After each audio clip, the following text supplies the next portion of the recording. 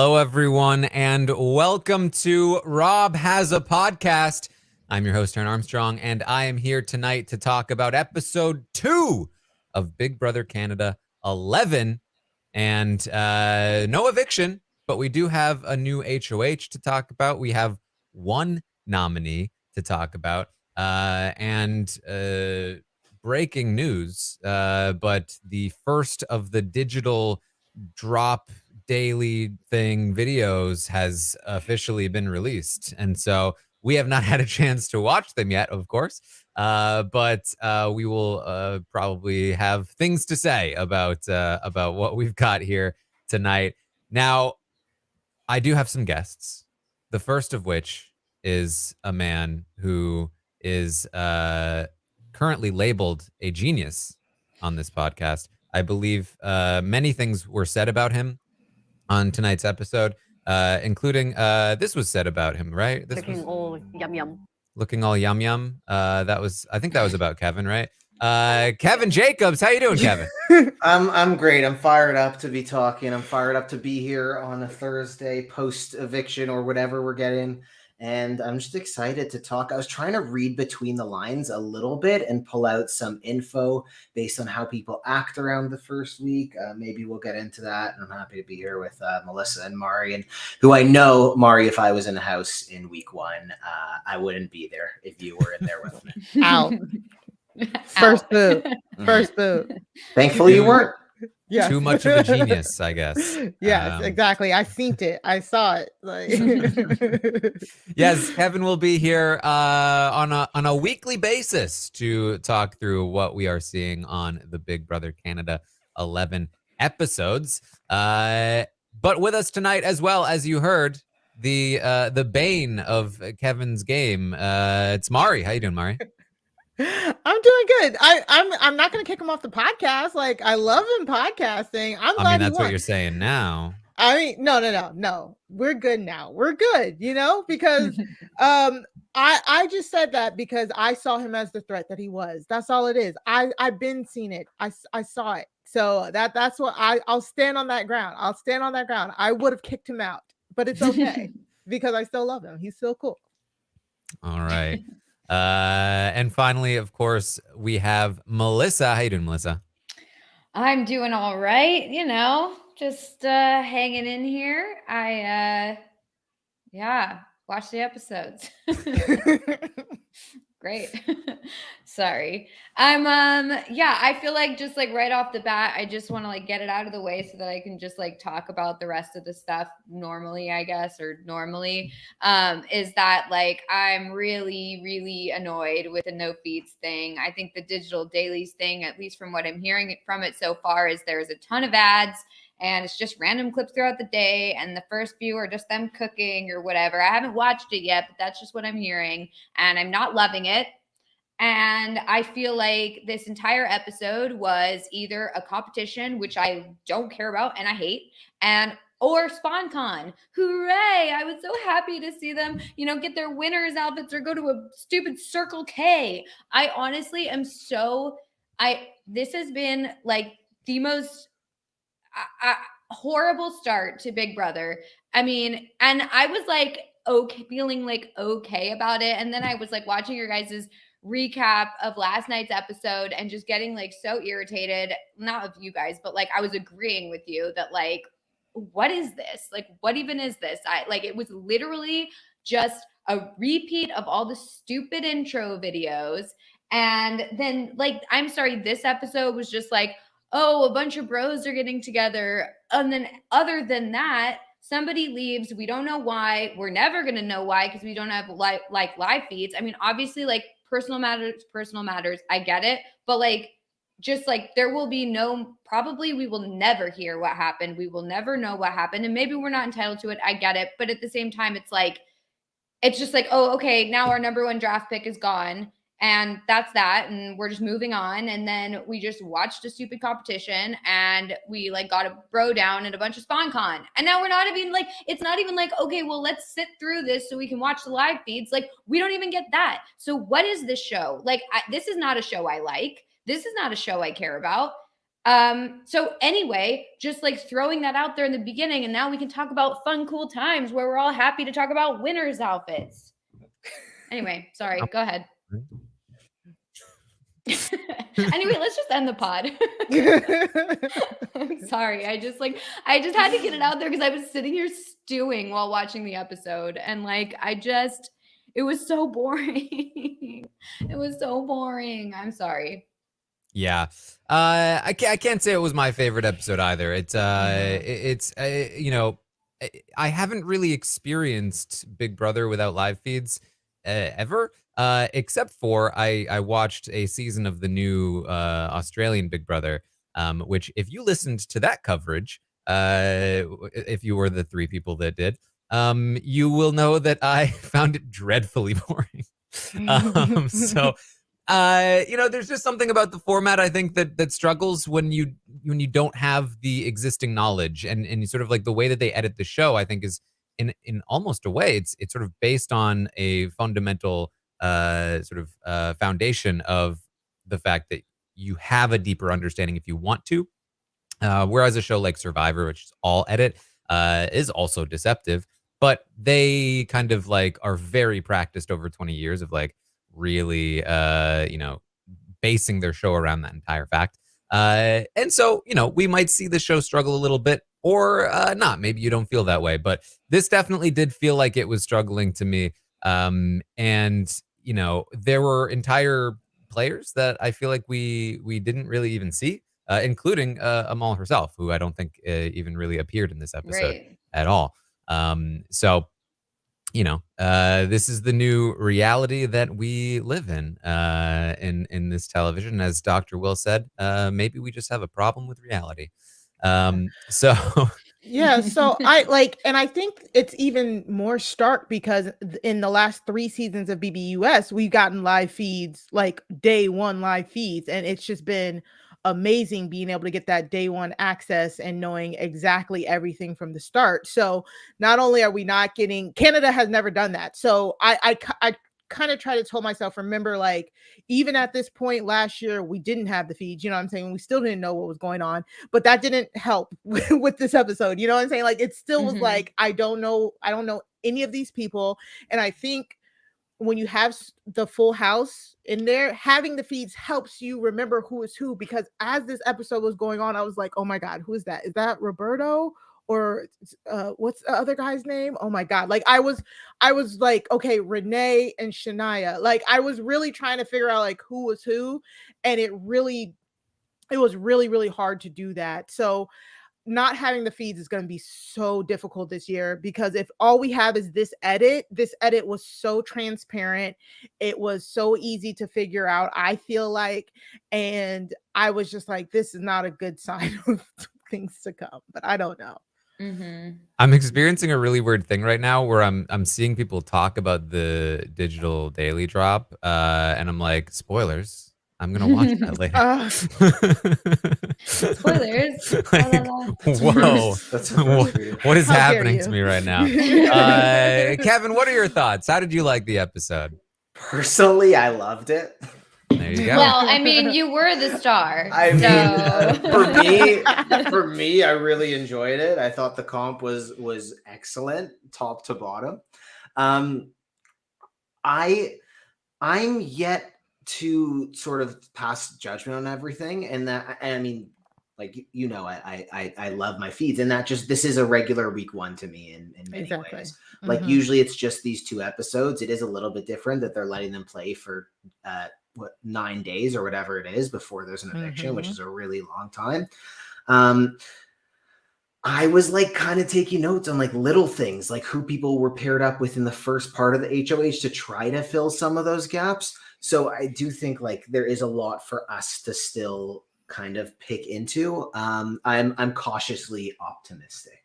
2.5 hour digital daily drop compared to, the conversation a couple days ago. Like that's good news to me. There you go. All right. Well, let's talk a little bit about the episode then.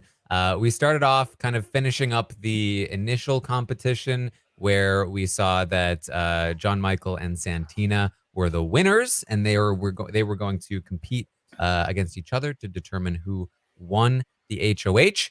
And then we also got our losers, which were Shania and Renee. And so they will be competing to see who is going to be the automatic nominee here in the first week. I mean, any thoughts on the? I mean, I don't think we really got much in terms of like, oh, they really screwed up. I don't even know why they lost. They just seemed to struggle in the net, but I don't think we even saw much of that. I thought it was funny that like seemingly no one has ever seen like an envelope before in their life. They were like, what are these lines? I don't know what this is. And then this red thing, where's this supposed to go? It was like, that's a seal. Are you guys serious? Like, I thought I was losing my mind because I was just like, how does nobody know what an envelope looks like here? Right. And it's just, yeah. And then when what's his name? Jonathan was like, oh, Claudia is really struggling on this puzzle. And it's like, I'm sorry, aren't you supposed to be doing it with her? Like, why is this up to her? But yeah, the whole puzzle thing was just like, you're watching it and you're just sitting there like, move this around, move the pieces.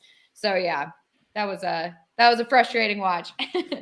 That was in my notes too. I was like, do these people not know what an envelope looks like? I was so confused. I was like, that it looked like the easiest puzzle to me from, of course, my couch. And then I'm like, why you have the circle in the corner? Like that was funny. Yeah, they like I put it like it was surprised. a stamp or something. Yeah. And they had their names on envelopes somewhere in the backyard. And they kept like showing it. Yeah, like the camera kept being like, please look at this. Yeah. Right away, I felt like red flags for gameplay because I feel like we like came inside from the competition and immediately Ty appears to be like commiserating with the losing team and talking about how like, hey, don't worry about it. There's people that could go up on the block. Like, for instance, John Michael. That guy needs to go, right? I'm like, are we doing this? Are you really talking with the two people that are going to potentially go on the block about the two people that are potentially going to be the HOH? Like, what are you doing? This is wild behavior. He's just giving Renee what she needs. Exactly. He just put it right in her hand. I know, literally. And like, yeah, I felt like that happened a few times in this. I mean, we even saw John Michael like talking to the bros and being like, I'm going to put up bros. I'm not afraid to put up bros. I don't want to work with them. At least he is in a position to actually do that. True, but at the same time, it's like, don't say that. Like, you don't need to say that to them. It's like, and I feel like even the idea of like somebody saying like, I'm not afraid to make big moves, like to other house guests is like, it's a weird thing to say. Like, I get it when you're saying it to the diary room or you're saying it like to the audience in your intro video, but like saying it to the other house guests, like, I'm in it to win it. I'm like, make these huge moves. Like, I'll put up anyone on the block, anyone. I'm not afraid. It's like, okay, that would scare me if I was hearing that. I'd be like, I don't want to hear that. I want like you to just make a safe move that's not me. Like, don't go crazy here.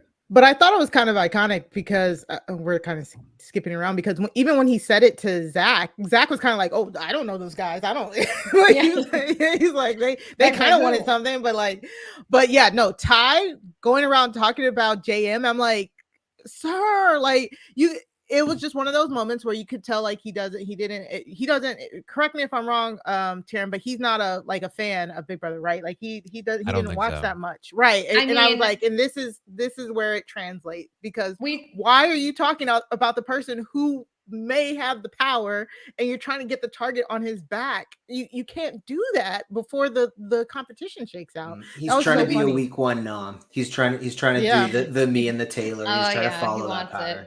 I mean, like I guess we should realize that they're not real fans in the house when they all go into the diary room and they're like, what is this room? Oh my God. And I was just like, are you serious? You guys don't know this is the diary room. Like even when you just like watch the show, you'll know that that's like they walk in that room. Like, I don't know. It was very shocking to me that they didn't know that was the diary room. And I was a little like disturbed by that. I do think that this cast is perhaps the lightest on fans of the show that maybe they've ever had. It certainly feels that way, at least. So, you know, we will see some of the results of that probably in this very episode.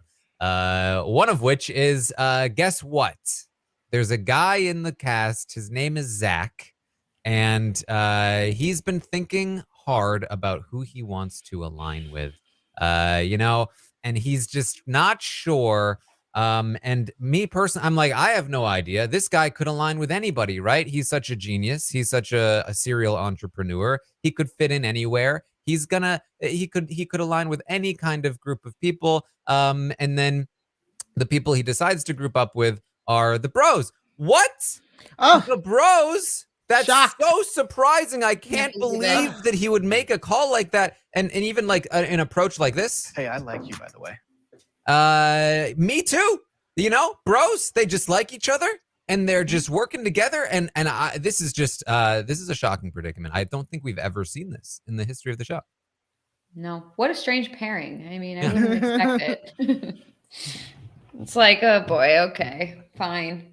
Immediately, my draft team makes an alliance together, and I'm like, I thought I think you like did maybe this, Melissa. I think you did this. I think you made this happen. Like pretty strong group, like not necessarily the most entertaining when they bro down. Sorry, always not the most entertaining when they do this, but like it is in their interest. I get it. If I had muscles like that, like I understand. Muscles attract, just like magnets. Muscle. This feels like the broiest season since 7, really. Like, I mean, yeah, 8 wasn't that bad. I think 9 and 10 clearly weren't that broy, not this broy. You know what I'm saying? Like, I feel like this giving me flashbacks of 7. Yeah, the thing that really stood out to me, the reason why I'm really poking fun here is that Zach tried selling us a line of like, I didn't expect that this is what I was going to do coming in. I didn't think I would be working with the bros. It's like, come on. I don't know you better than you do. We all knew you were going to be working with the bros. Don't try to feed us this. I know you're a salesman. Let's move on. Well, like in terms of representing yourself compared to what JM was doing, Melissa, you're like, you want to hear the people are going to be honest and stick with you. I don't necessarily want to hear that you're going to cheat on your significant other. For me, we just met a few days ago. Like that was. I have that clip. I plan on being completely faithful to her. I love her. Any plans on it? Well, the game pivots. I mean, if a situation calls for me to make a move to keep one of you guys around, you don't think I'm going to do it? That was a roller coaster for me because, first of all, this is not the first time he's joked around about cheating on his significant other. He also did with Jed in the pregame interview. Second, you go into that and he says, I plan on being faithful. And his buddies joke with him, oh, plan on, haha. And instead of being like, you're right, haha, what a weird choice of words I just did, he goes, no, you know what I'm saying, right? Because if a thing came up and it's like, oh no, he's completely validating that was not a joke. That was he worded it that way on purpose. He would. Oh god. That's a good ally. It's a very good ally. Not necessarily something for sure not something I would do or most people would do, but if somebody in my alliance is gonna do that for me, like taking one for the team. Was he serious? I think he is. Yeah, I mean, like, didn't he say that his relationship is like semi-new? Isn't that what he said? Or yeah, I feel like that's over then. No. If I heard this stuff, I'd be like, no. If this guy's like joking more than once about like I'm gonna cheat on you.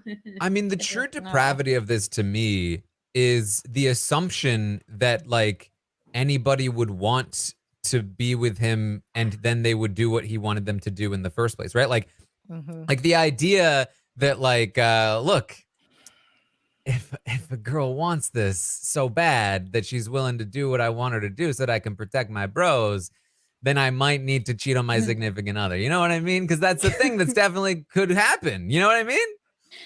It's a very complex scenario. That's what I'm saying. It's a very specific thing to be talking about. It's so oh specific. My God. What is that proposition too? Like I don't even want to. No. I feel like this episode was very Zach heavy, and I was starting to wonder if like maybe he's like they're trying to make him as like the narrator. You know how like they'll sometimes pick like a funny guy or whatever to be in the diary room, like explaining what's going on. Like it did really feel that way. I felt like we saw a lot more DRs from him, and then I also felt like we saw a lot of DRs from Claudia, which I wasn't expecting. I thought she was kind of going to be like a non-entity, but I feel like I heard from her a lot more than I thought. But she was kind of the voice of the opposition to the bros for this episode. Yeah, Which I was we feeling needed. that. I was feeling that, especially since again it's Claudia who again isn't really that well versed on Big Brother here too, and if she can see that the bros are broing down, it's kind of like, can everybody else put two and two together? I also think that Zach was definitely giving like the Pooch vibes, like Pooch first few episodes, like gathering the Pooch troops. Reminded you me of know? how Moose was portrayed in the first couple of episodes last season, where it was like Moose was kind of narrating the season for us at first. You know, we'll see. Yeah. Yeah. Because he was portrayed as kind of like the guy behind Herman's nominations. Yeah. But and then he just like kind of petered out. well, you know, sports media happened. Well, It's a big thing. Can't fight that. It was, but yeah, I was kind of a fan of Claudia's call out. Usually, I don't like that level of directness early on, but it kind of worked. Like she sort of got in Zach's head a little bit, and he seemed to start doubting the bros. Yep. I see. This is the thing for me, and obviously we're going to talk about John Michael and how sort of upfront he was, but I do think that especially in a week where none of those bros are going to be HOH, there is value in not tiptoeing around them. Like put some pressure on so that they don't have the space to consolidate and like form their defenses. It's still early on, and if you freak these guys out enough to the point where they're like, maybe I really can't do this, maybe we will be targeted, then there might actually be something to that, as opposed to just being like, well, we can't upset the bros. Like they're not in power. Like let's upset the bros. Let's make them a persecuted class here in this house. So what you're saying, Taran, is due to the Bros Alliance, what everybody does to the All Girls Alliance every single year.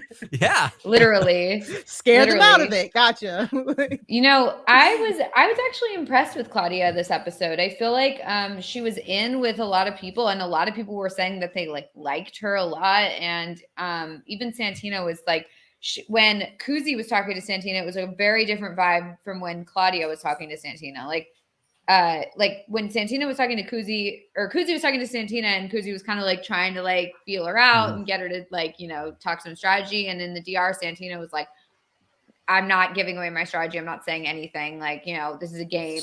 And then literally like a few scenes later, she's talking to Claudia and is like, you're good. You're safe. I really want to get to know you. Like, you're not going on the block if I win. And it's like, oh, okay. So it really was just like, she didn't want to talk to Kuzi about it, but she did want to talk to Claudia about it. So like, clearly Claudia is doing things right in the house so far. I'm impressed with her. Yeah, we got a couple of pairs potentially queued up for us. Santina and Hope. There was a little bit of a segment between the two of them. She promised him safety. He said it seemed like she wanted to work with him. We then got Ty and Kuzi. That's the person she was saying looked all yum yum. All yum yum. And Shania and Rob as well were a little bit flirty. I feel like we do occasionally get some early pairings that that seem like they could be a thing, but then they never do. But you gotta assume at least one of these is gonna hit. And it seems like they've been really hoping that it's Shania and Rob, but we will see on that one.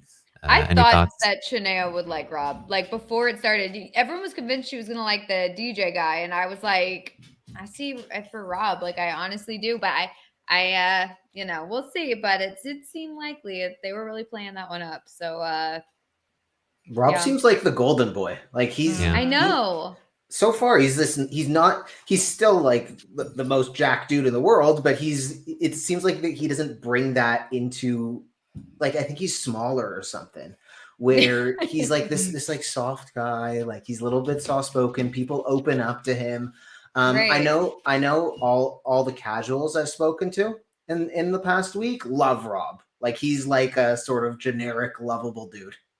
Yeah, That's kind of what I thought. Yeah. he's gonna trip and fall into the most alliances. Like he's just gonna trip and fall and land into alliances. So That's what he reminds me so much of Gino, because it's like he doesn't even have to do anything, and people are like, I really like this guy. I like Rob a lot, and it's like he hasn't even done anything. But and like even his conversation about like kids or whatever with Jonathan, it was like they were bonding over that, and he was bonding with Shania over other, like, her going on the block or not, or flirting or whatever, and he was just like bonding with different people. It felt like he really fit in with like anybody that he was talking to. So I was impressed with him as well. And I was also impressed with Santina. I feel like she was playing like the potential HOH thing way better than John Michael was playing that. I feel like she was using it to her advantage to kind of like build relationships with people and, get in with certain groups and kind of hear what's going on. And I felt like John Michael was kind of like, or at least most of the conversations I was hearing around John Michael were like, oh, I'm worried about him. Like he's a threat, whatever, blah, blah, blah. And I wasn't really hearing that about Santina. If anything, I was hearing like, it'd be good to work with her. She seems like a good, she's a good competitor and also seems like a good alliance member. So I was impressed with the way she was handling herself. that's funny because I got the opposite from Santina. I thought she was very standoffish. I thought she, the only person that she did kind of open up to was Claudia by telling Claudia she wasn't going to have to worry, but she still didn't even give Claudia much because Claudia was like, well, what are you thinking? And she's like, well, I just want to wait till I talk to everybody. And then like her saying like, oh, people are kissing my butt. And then I thought the conversation with Kuzi, I didn't think Kuzi was doing anything to like really dig I didn't deep. think Kuzi was doing anything. Yeah, it felt like she was really like checking in with her, but Santina just took it like she was like really like interrogating her or something. So I actually thought that Santina here was playing it very like almost too standoffish. We'll see what happens now that she has the power, because I think she said, she just didn't want to give anything away just in case. So I get that, but I don't feel like she came off personable as I did that John Michael did, because even though we got nowhere near as much footage of John Michael that we did of Santino, which I thought was the paper thin edit, which I wasn't surprised when she won at the end. But I thought what I did see of John Michael in his playful down times, it seemed like he was close with Claudia, like on the bed, like Kevin said. I was trying to look for those small things. Him and Daniel seemed to really get along. He walked in with the bros, and the bros kept talking. So I thought he was at least more personable until he did that like straight up like, I'm coming for you guys. But I thought Santino was very standoffish. So I really want to see what she does with this HOH. Like, right. I'm very interested and very curious to see what she does. I think part of it too was like the conversation surrounding her was what I was like more paying attention to, I guess, where it was like a lot of people were like, I want Santina to get it. I don't want John Michael to get it. And so like the idea that they were already hoping that she would get it over him was making me think that they like were really either liking her or like interested in working with her, or that she was giving off vibes that made it seem like they were safe or whatever. And that he was giving off vibes that made it seem like, I'm worried about him and I don't know what he's going to do. And so like the reactions to like who's going to win it was interesting to me. And it is interesting. It will be interesting to see, like how this all plays out, how she handles this, because if she's sitting there like, oh, these people are sucking up to me, like, yeah, obviously they're going to suck up to you. Like that's like the point. And you should like use that to try and form something this week rather than kind of just like poo-pooing it because you're like, oh, it's just fake. It's not real. It's like, well, yeah, duh. Well, yeah.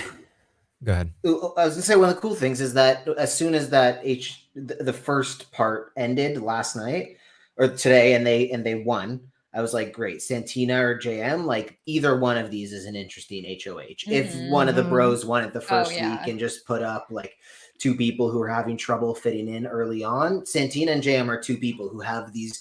To me, they're both jumping out of the screen. Like every time JM is there, I'm like, this is an interesting person. And so I'm very happy with either one.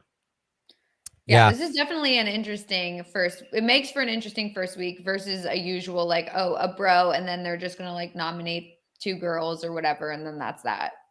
Well, I'm so glad that Much we better. guaranteed that at least one woman would be on the block this week, though, with this twist. Oh, That's thank really God. Oh, yeah. We need to at least have one woman on the block. It's not Big Brother without that. Mhm. I'm with Mari though. I definitely got like the standoffish vibe from Santina. The conversation with Kuzi was so weird to me because Mhm. you know, these are opportunities, and I don't understand Mhm. why she's shutting down opportunities for no That's particular true. reason. It really stood out to me that she was a partner to John Michael in the competition. They are about to compete to see which one of them becomes HOH, and they're promising each other safety. But in the diary room, she's like, "Yeah, I'm not really sure. I don't know much about John Michael." Like, that's like, I'm sorry, but that's not on him only. Like, that's on you too. Like, why haven't you had those conversations? You two should be super tight at this point. Mhm. There's no reason for you not to be. So that was weird to me. And then I mean, when it comes to John Michael, unfortunately, I don't think it's a surprise that the bros are finding John Michael threatening even before he has said anything about targeting bros, right? Mhm. In fact, when he is all about working with the bros, we are hearing them go, he's really smart. He's a threat to us. I don't know about this guy. And it's only after that that we see him saying like, whatever, I'll go after the pros, which to me is very reminiscent of first weeks of Big Brother where we don't have live feeds and you know, inexplicably certain kinds of people tend to be targeted for the same reasons over and over, and the edit tries to maybe justify it in whatever way that they can. Um, so, you know, we will see what comes of all of that here with John Michael. But you know, the women are trying to get together, led by Claudia. Um, my first reaction to this was like, okay, make sure you're talking to Santina, though, the woman that might actually be able to win the HOH. Luckily, Claudia does attempt that later. But this to me again was like, oh boy, this is uh-oh. Because when Claudia goes to Santina and says, hey, I think those bros might be sticking together, and she's like, the bros together? You mean like how they're hanging out all the time? She's like, yeah, I think they might be working together. You think they might be working together? But I don't know. I think they might just be hanging out, you know, because they're bros. And this to me is why you need fans of the show in the game. Mhm. Because Mhm. no fan of the show in their right mind will ever say, yeah, they're just hanging out. You know, they're just bros. Not since Big Brother 12 can anybody say that, right? Mhm. But you know, here we go. Santina's saying that, and Claudia's like pulling her hair out. Mhm. Yeah. I'm a little afraid of like I'm interested because I want to see what Santina's gonna do. But I just remembered that when they were doing the comp, didn't wasn't she like, oh, do we want to win? And JM is like, yes, we want to win. Like It it was seemed the like other way she didn't. around. Other It way was the other. around. Yeah. Okay, great. Okay. Well, so I'm I hope the biggest hope that you can for a first HOH is that you get rid of somebody who you cannot work with. You do not want to do somebody else's dirty work. You know what I'm saying? You don't want somebody to go out of the game and then you not have built a structure around yourself in order to move forward. Like we don't want like she does not want what happened with Austin and BB Can 9 to happen to her. You know what I'm saying? Mhm. So but unfortunately, she's definitely giving those vibes. If she's not on her P's and Q's, she might be swayed to do something that's not in her best interest. And it may come back to bite her in the end. You know, I'm just putting that out there. We don't know much about her thought process right now. But if she's really this blind to the bros, that's not a good start because to me, again, it feels like she can probably be led somewhere. Yeah, it was I kept getting the feeling and this could just be like the way it was edited and it could just be like not at all what's going to happen, but I kept getting the feeling that if Santina won, like it was the trajectory was like her putting up JM and like because everybody's like, oh well, you know, he's a threat and we want to get him out or whatever. I felt like I was hearing that throughout the episode, like it was peppered in, and then it was like the conversation between the two of them, being like, well, you know, we're not going to put each other up or whatever. You're 100% safe. Like, I mean, it's like we don't know actually what's going to happen because like it's happening, I guess, like as the days are going. But like it felt like if this was Survivor or something, it felt like Chekhov's gun or something of like, oh, you're safe, you're 100% safe. It's like just to turn around and put him up on the block to, you know, like you were saying, do someone else's dirty work. Like it's not a good move on her part to put him up, but there could be consensus in the house as like, this is the first week. It's an easy one. We all want him out. He's a threat, like blah, blah, blah. I don't know, but I'm feeling like I felt like it was going in that direction. And I hope that's not the case. Yeah, she's got a lot of deals already that we've seen with him, with Hope, with Claudia and the girls. Like one of those was a setup tonight for someone getting home. That's what I was thinking. Yeah, it's like they're gonna show it just so that it's like she has to do something. I don't know. Yeah. Well, we also got a fashion show.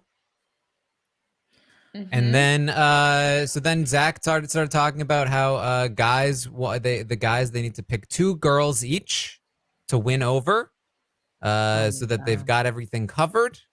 It's like, no, this is great strategy. Stop. Stop with the good strategy. Enough. Please stop. Get out of there. We don't need this. Say something more stupid. We don't want I mean, I think the specificity on girls is perhaps a bit limited in scope here. He's like, okay, so you work on those 2 girls. I'll work on these 2 girls, and then guys, we'll be covered 360. I was You're like, run out of girls. Like, yeah, there's not that many. Well, Hope seems to have a thing for Vanessa based on that one DR, which I think was just put in there. There you go. Oh who knows? You never know.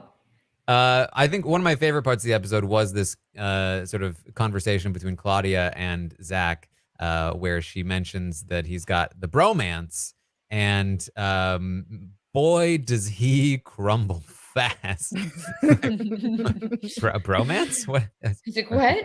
Are people saying that? Are people talking about that?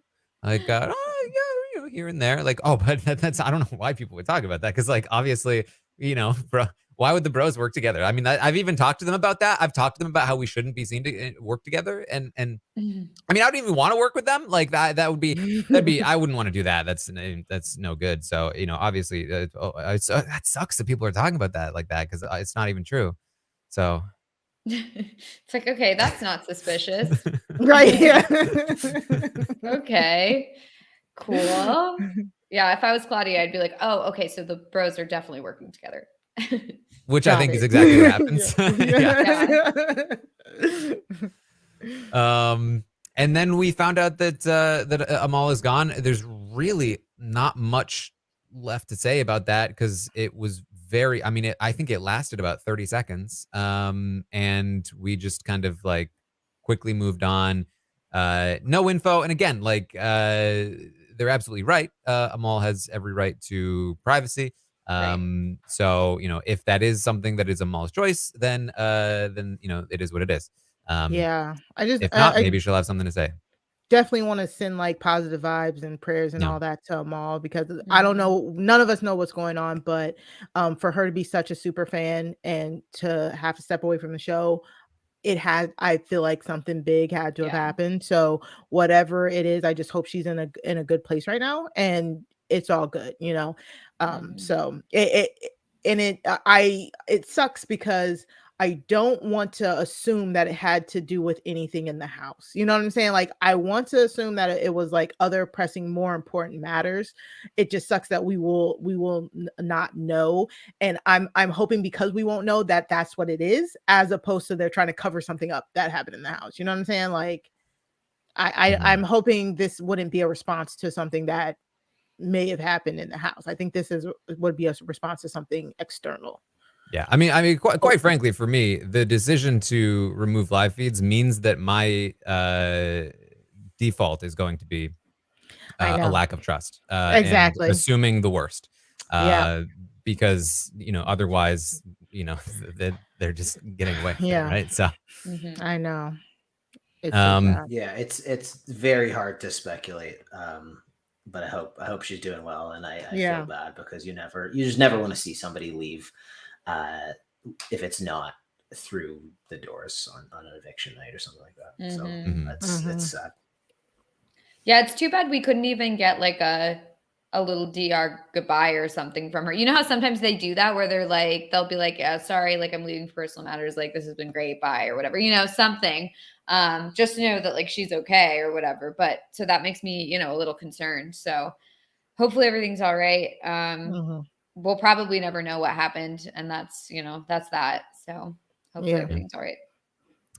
And then of course we see this conversation with John Michael, Zach, and Dan. So I thought it was interesting. Dan Zabo.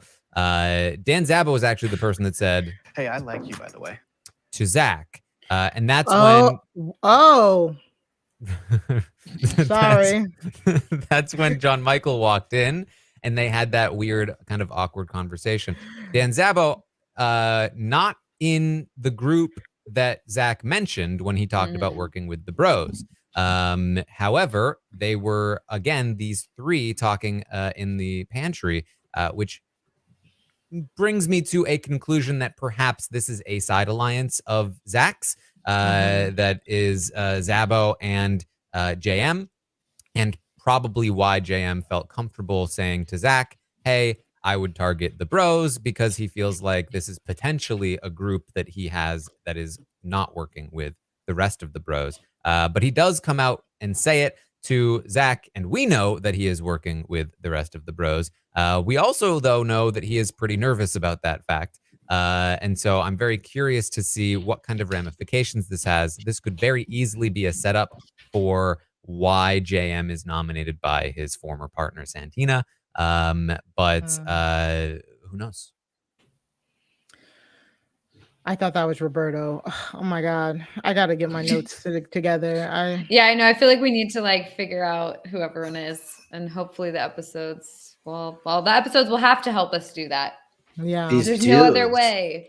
Well, no, they're all the same. Sabo, based on absolutely nothing, has impressed me. Like he was partnered with Vanessa in the HOH. Oh, look at you. So I don't know, like maybe he's connecting. I don't think he's as bro-y as the other guys. He is a DJ. He does have to connect with people on a different level. If this is an actual group of JM, Sabo, and Zach, which I don't think it is, kind of a more fun guys alliance. Yeah, I do want to see more Sabo. I want to see more Sabo. I want to see more Anika. Is that how you say her name? Is that how it? Yeah, I think so. That was right. Who else? Like, I feel like we only got the one part of Vanessa. I feel like we didn't see nobody, man. Yeah, like, we barely saw the cast. I feel there was like Daniel. Oh my God. It was it bros. was very little Daniel. I was really wondering what he was up to. You know what? When he entered the Circle K room, I liked how he reacted to that. He opened it, he snuck in, he was checking for secret vetoes. It was a little snippet, but good sign. Yeah. I mean, rather than yelling out like, guys, there's a room here before you go into it. He's probably one of the few people that knows there's a room there to begin with. So Ty was in a lot of the episode. You were. Ty. How did you? Not me. I was. Ty and you. Do you think? Well, this is actually a good question. Was Kevin in more of the episode than half the cast? Yes. Yeah. Yes. I would say more than Vanessa for sure. I think that was a good decision by I'm personally for it. That was so funny. I was like, wow, he's a star. This is it. And then they kept talking about you and talking about like, oh, they don't even know what Kevin looks like. It was like they just kept referencing you. It was great. Gassing you up. Yeah. What do we think is better, the portrait Kevin or the puzzle Kevin? Portrait Kevin. I liked puzzle Kevin. I like portrait Kevin. Oh, I like the sitting. I'm gonna go puzzle Kevin. It's a solo. It's a solo. It's just a wild, like they're stressed out. They're stacking these things. It's all right. You can say it's the crown. That's true. Also, like they have like the portraits of all the house guests on the wall now, and also those portraits look like those ones that you can order where it's like you they Photoshop your dog's face on like an old timey like person's like portrait or whatever. Like that's what it looks like. Somebody in my chat said they look AI generated. Yes, they don't look natural. It looks like very oddly shaped and like put on a body. It's very weird and off-putting, really. But you know, I guess it's good. No offense to the artist, if there is one on there. Yeah, true. Well, it could be an AI. We don't know. Could be a deliberate style, you know. Yeah, it could be. It makes make it a creepier vibe, perhaps. So, and this will replace the memory wall then too. Interesting. Yeah, that's what I'm thinking. I feel like they'll take a portrait down because last year there wasn't a memory wall. It was the wheel, right? And they would remove a name from the wheel every week. I was thinking like I don't remember a memory wall, but maybe I'm just crazy. I think BBCAN hasn't really had memory walls.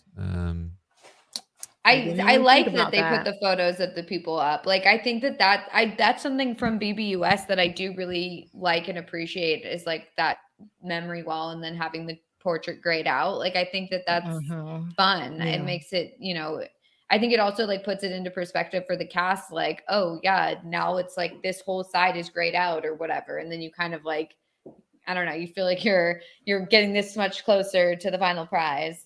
I agree with you, although last year I was quite happy it didn't exist because I didn't see my cast photo until the final 4 veto. And I'm rolling around on my back and I see this and I was like, I can't. Okay. Yeah. That probably wouldn't have been. Was that your selected pose or was that like something they told you to do? That was just in me. I just have that one. You were feeling it. but you know, going with that one, like would have made week 1 a little bit harder. Yeah. You're like, oh, this guy thinks he's a mastermind. Turns out you were, but you know, you thought it too. So. All right, so we get to this competition where they're going to be playing simultaneously, side by side, and it's a competition for the HOH and for which person will be nominated. This was a much more watchable competition than I think the initial HOH competition, which like to the end, I was like, I guess this person won.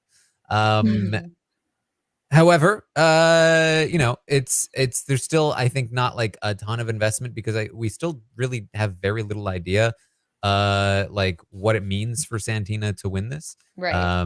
You know, we kind of know what John Michael might do. So there's some investment there. But man, I think the biggest story of this is just Renee. And how bad she did? Not have it. Yeah. I mean, not great. Listen, if Renee was on Big Brother 20 and was trying to do that Caitlin Herman puzzle, she would have been there all day. That's all I'm going to say. Honestly, you're probably right. That was and then when she turned the thing around, it was like, I could not believe that she put it backwards. And then even went and dropped the ball with it backwards. It wasn't like she went up there and was like, oh, whoops, it's backwards. And still didn't realize, went all the way down the ladder, started messing with them, and then went, oh, it's backwards. Yeah, not great. Yeah, I mean, but honestly, this could be good for her. Like, if you are that bad at comps, people might want to keep you around so that you are forever that third nominee. And you know, maybe it's kind of like Teflon in a way. It's like cloaking yourself in weakness. It could be good for her. I mean, because she was bad. I think you're right. I think she could actually play this the right way. There is, especially with a cast that doesn't have a ton of fans, there is an element of like making up your own rules and the laws of your society. So if they all agree, that it was unfair that she went on the block, I don't think she'll be in a ton of trouble this week. I think they might get on the same page. Santina will probably have a target and it's week 1. So the house will likely go along with it. I don't think Renee is going to be in a ton of trouble. And if she can play it properly, like maybe she does become that perpetual pawn or someone who they just want to keep around. If that's your upside, though, that's not a great place to be. True. 1 week at a time, Taran. 1 week Yeah, at a time. but if she Ask this stays, guy. then Yeah. But week 1 on the block is terrible. It is an awful, Yeah. awful thing. You just don't want to be there. Nobody wants to Mhm. talk to you. You are a pariah in the house. People think you're not going to be around because they have you in mind as a pawn for future weeks. You don't want to be there at all. However, I'm looking on the bright side. Yeah. And we see that Santina does in fact win this HOH. Now, I could be wrong, but I did feel like this was a big loss to us. I felt like John Michael was gonna be a very entertaining first HOH. Santina could still be an entertaining HOH, but I feel like I'm a little worried. I think there's potential here. The way that the guys talked about her, which doesn't make it true, but the way that they talked about her in this episode was like, no, we don't have to worry about her. We got her. Right. That's not good for us. That coupled with her being like, nah, they're just hanging out. Like those two things combined make me a little worried, but it doesn't mean that anything is locked in. We will just have to wait and see on that one. Yeah. Yep. We'll see. I really hope it's not another bros season. I really hope that, everyone else can kind of pull it together and be like, yeah, no, we don't want that. Because that's just, we've seen it, we've seen it many times. We don't need to see it again. Let's see something else. Considering Claudia has clocked it this early, I have confidence that it will either be blown up or that there will be a faction that rises up against it. And also, just because all the dudes are hitting it off right now in week 1, by week 3 or 4, once they get to know each other, they're going to hate one of those guys in the group. Like at least one of them, they're going to be like, oh, my read on this person was terrible and based on totally superficial first impressions. So I don't think we're going to see a steamroll. And also, I don't believe that there's a Poutine Poppy in the group, which even if you're a strong alliance, you need someone there who's going to be that powerful strategist to keep the group together. I don't really see that. Zach thinks that's who he is, but yeah, there might be some people who think that that's them, but not yet. Anything else from this episode that we should bring up? Nothing from me, I think. I was trying to figure out who was in what room. Oh yeah. I didn't. Yeah. Spoilers. I did not. I do have the teams listed though. We had Zach and Ty, Annika and Daniel, Claudia and Jonathan, East Coast Connection. We had Amal and Kuzi, Shania, Renee, Zabo and Vanessa, Hope and Roberto, and JM and Santina. If any of that means anything, I might have just made up an East Coast duo. Well, no, I think they mentioned it. I think I agree with you guys said it on the podcast last night that I wish they had gone through and given even just like a line in the DR about like why they picked each other, or like just so we could generally get a sense of like, oh, this was they got paired together because there was no one left, or like they actually really like each other and want to work together, or they felt like they had a good connection or whatever. And I feel like it would have like helped us get to know the people that we really didn't see very well a little bit better, and try and understand like the dynamic in the house. But at this point, it was like I have no idea why most of them got paired up together, and I wish I did. Yeah, it'd be cool to hear Annika and Daniel. Like, those are two who were not in the show much. Yeah, for sure. Yeah, and I know you guys talked about it last night, but honestly, I really don't like the dead last thing. Like, that's not Big Brother. Like, this is the challenge. This is what they do in the challenge. You know what I'm saying? Like, but Big Brother is not the challenge. The main goal of Big Brother is not to win competitions, at least not to me. So I really, really don't like this dead last twist. I hope it doesn't. We don't know if it's gonna last all season, do we? Or It won't. No, at this point. I mean, I think 3-4 weeks. Like, I think it's a typical BBCAN like early season twist. I'd be really surprised if it lasts into jury.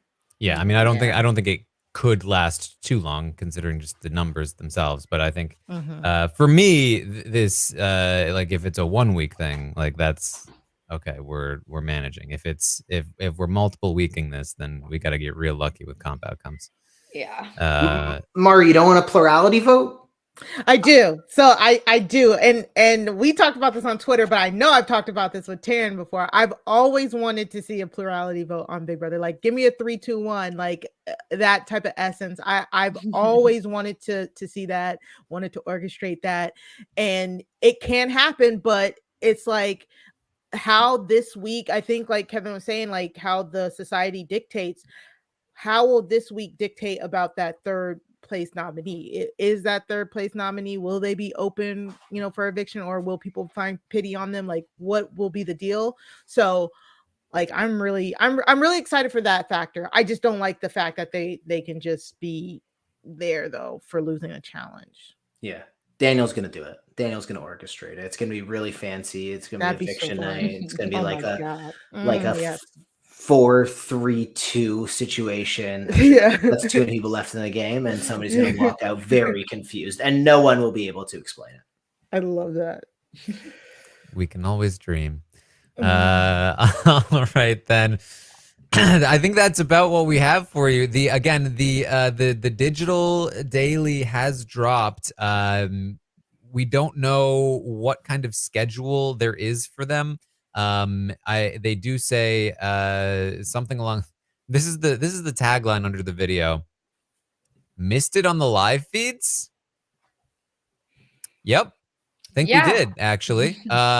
Get caught up with Big Brother Canada digital dailies Monday through Friday, which of course implies that there will not be any drops over not the weekend. Daily. Not daily. Yeah, not quite daily. And also those are the 2 days that are like in the middle of your dead zone for episodes as well. So I don't know why you would skip those in particular, but I guess what are you gonna do? But we don't know if it will be, at around this time that they will drop daily, or if they will start dropping in the morning, or what the case may be. However, we do have roughly 2.5 hours of footage, some of which is apparently sponsorship and, just regular nonsense, which, that's the best they can do, I guess. But we will cover it tomorrow morning, 11 a.m. Eastern. I will be live. I'll tell you what we see in the digital daily, hopefully get some kind of update on what kinds of relationships are existing, what kinds Silver of linings, baby. we might get, perhaps. We will do our best here. So tune in tomorrow morning. Puya will join me, and we will figure out what it is that we are covering. So check that out. And then of course, on Monday, we will have a stock watch. If you are, whatever we learn from the Thursday, Friday, and theoretically Monday drops, we will do the stock watch. They're literally not even giving us Saturday, Sunday, so we're literally going off of like 2 episodes, and it's gonna be, look, that like stock 4 watch hours. is gonna be very Monday dependent, I think. We're gonna be like, what's going on Mondays? And we will do our best. Again, we're still flexible, just depending on what it is we actually get and what kinds of scheduling and all of that stuff. But for now, tomorrow morning, 11 a.m. Eastern, and then on Monday at around I think 8 p.m. Eastern, we will have the stock watch. I will also, yes, be doing the Survivor stock watch tomorrow with Hannah Chada. So you can tune in for that. Should be a very good time if you watch this week's episode of Survivor. And you can also find me over on Twitch, twitch.tv/Taran Armstrong, watching these episodes live with all of you. I will also likely watch the digital dailies, streaming them onto it. I might even do that just later tonight. If you want to come and hang out, follow me over there on Twitch, twitch.tv/Taran Armstrong. And make sure you subscribe to this, the YouTube, the podcast feed, whatever it is, because we don't really know when things might be coming out. So just make sure you're subscribed, and then you'll get it when it does, because it might not be regular. So that's about what we have for you here. Kevin, what are you up to? Well, first, let me say it is such a privilege to be here and to be hanging out this season. I never thought I'd have a comp built after me, but I was like, hey, you know what? If I'm the first evicted, maybe I'll get to go on RHAP once in a while. I've started writing this newsletter. The best way to get to it before I have enough subscribers to buy the domain is through my first pinned tweet. It's called This Week in BS Bold Strategy. I write about BBCAN10, Survivor 44, Survivor Australia. It's a lot of television. I'm having fun there. And then I'm on Twitter and Instagram at Kevin Ted Jacobs. There you go. Mari, how about you? Of course, every week, me and Matt Scott bring you the highlights of the week in wrestling over on the Wrestling RHAP podcast. So if you like me and Matt and you like listening to us with very, very cool guests, definitely go subscribe by going to robhasawebsite.com/wrestling feed. Also, me and Sarah Carradine bring you True Crime Tuesdays to RHAP with the Crime Scene podcast. It's a true crime review podcast where we watch true crime documentaries, docuseries, and we rate them and tell you if you should watch them as well. So you can go to robhasawebsite.com/crime feed for that. Also, I just started streaming on Twitch. So you can also find me on twitch.tv/Mari Talks Too Much. So I'm going to kind of be like experimenting with things, like maybe like a lot of quiz shows. I love doing trivia and like thinking about making my own like reality TV based trivia and quiz games, like maybe during lunchtime some days and stuff like that. And then of course, whenever I'm asked to be in the Goose Goose lobby with Puya and Taran, I'll stream that. We had really a lot of fun last week doing that. So just go ahead and follow me over there if you want to see some more just random content from me. Yes. And of course, you can find Melissa at It's Melissa with 3 A's. 3 of them. And make sure you check out the Last of Us coverage over on Post Show Recaps, the finale this week. Wild. It's emotionally devastating. I'm not prepared. Talk about it. All right. Thank you all so much for joining us here tonight. And we will see all of you next time.